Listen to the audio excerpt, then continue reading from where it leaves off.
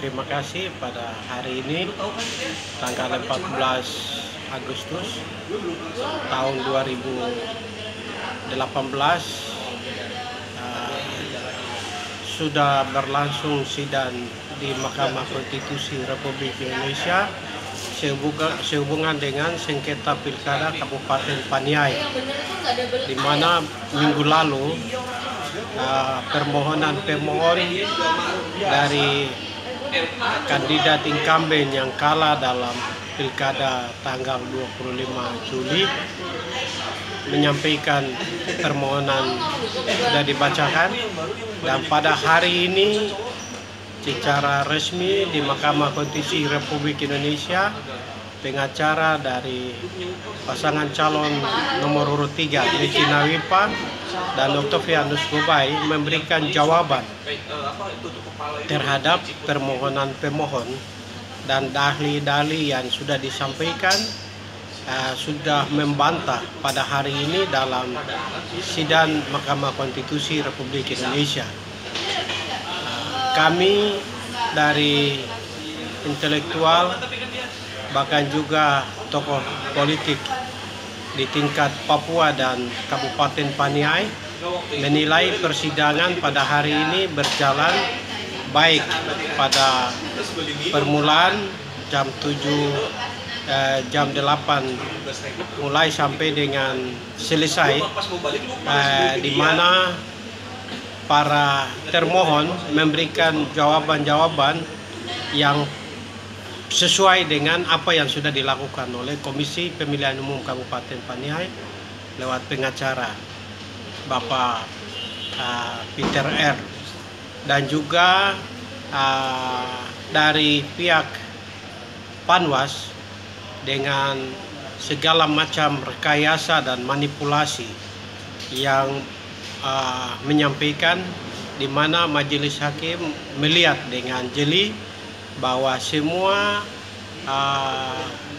penyampaian materi yang disampaikan oleh Panwas hanya memihak kepada pasangan nomor urut 1, tetapi tidak terbukti dan tidak punya data dan bukti yang bisa menunjukkan di mana Panwas merekomendasikan pemilu kada ulang di 4 distrik, tetapi tidak ada bukti yang konkret yang bisa membuktikan di hadapan majelis hakim, sehingga majelis hakim meminta kepada saudara Alex Pigome harus jujur mengaku dan menyampaikan secara jujur, tidak boleh ada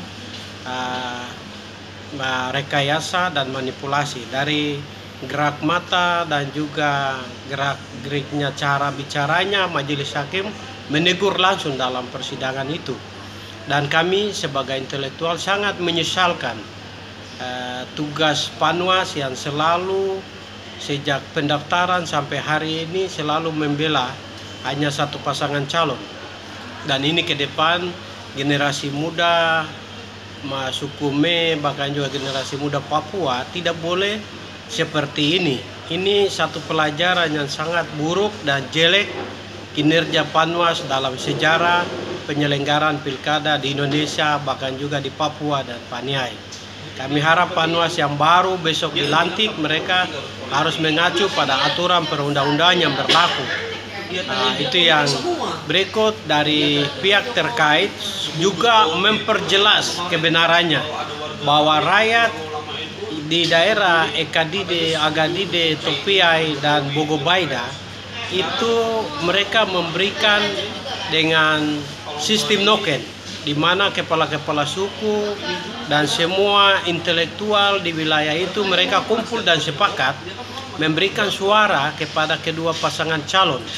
Tetapi rakyat di daerah itu lebih kepada memberikan suara bulat kepada pasangan nomor 3 karena kinerja saudara incumbent pasangan nomor 1 selama 5 tahun di Paniai tidak ada perubahan apa-apa, sehingga seluruh rakyat dari 23 distrik mereka sangat marah, jengkel, bahkan juga tidak terima kepemimpinan pasangan saudara Hengki Kayame pada masa lalu, sehingga balasan dari rakyat adalah di mana pilkada melihat suara sangat jauh berbeda antara pasangan nomor urut 1 dan nomor urut 3. 71.000 adalah suara murni dari akar rumput masyarakat Kabupaten Paniai dengan penuh harapan satu perubahan yang baru, kepemimpinan yang baru, ada pembangunan yang baru, ada suasana yang baru yang harus terjadi di Kabupaten Paniai.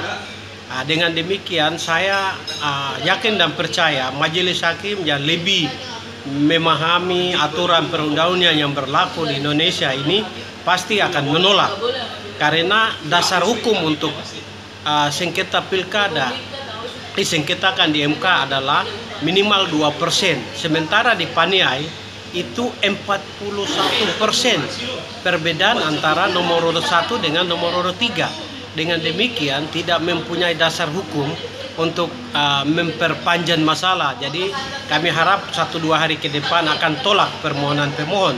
Begitu juga dahli-dahli, bahkan juga semua alasan dan permohonannya disampaikan semua rekayasa dan manipulasi dari pihak pengacara dengan kandidat, sehingga tidak ada alasan untuk memperpanjang masalah pilkada Paniai di Mahkamah Konstitusi Republik Indonesia. Itu sesuai dengan fakta dan bukti persidangan yang kami ikuti tadi dengan berjalan dengan baik, sehingga situasi kondisi Paniai yang aman, tidak boleh ada lagi gerakan tambahan, tidak boleh ada lagi putusan-putusan yang membingungkan, mengacaukan suasana di Paniai karena menjalan 17 Agustus, bahkan juga menjalan Pilpres tahun 2019, supaya jangan perparah masalah. Tapi dengan adanya bukti-bukti yang jelas, saya percaya majelis hakim yang mulia pasti akan memutuskan dengan seadil-adilnya, mengedepankan keadilan, kebenaran, dan kejujuran. Itu harapan kami dari seluruh komponen masyarakat Paniai. Dan himbauan saya untuk masyarakat Paniai tidak terpancing dengan isu-isu murahan yang disebarkan oleh kelompok-kelompok yang tidak bertanggung jawab. Paniai harus aman, Paniai harus damai, Paniai harus kita jaga bersama. Karena tidak ada orang yang datang merubah, membangun yang baru untuk Paniai kalau bukan orang Paniai sendiri.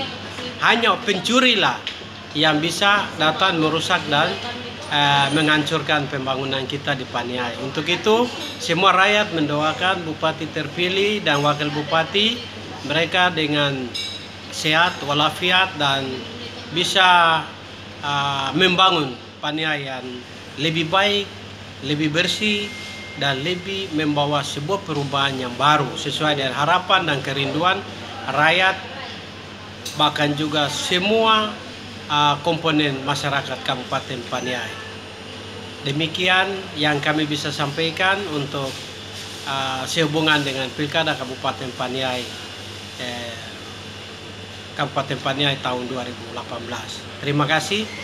Tuhan Yesus memberkati.